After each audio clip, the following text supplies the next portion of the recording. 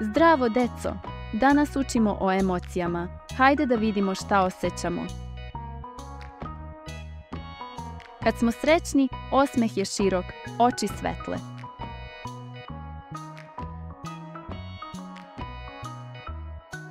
Kad smo tužni, oči suze, usta su dole. Kad smo ljuti, obrve su naborane, usta stisnuta. Kad smo iznenađeni, oči su velike, usta otvorena. Kad smo cool, osmeh je mali, oči skrivene, kao pravi frajer. Kad se stidimo, oči gledaju u stranu, usta se smeškaju.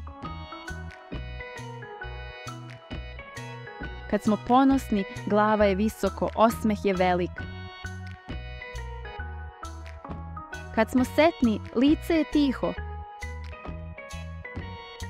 Kad smo umorni, oči su teške, ramena spuštena. Kad smo druželjubivi, osmeh je veliki. Kad smo samouvereni, osmeh je širok, naočare su cool.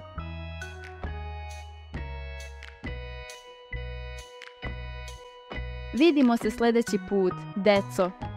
Naučili smo emocije,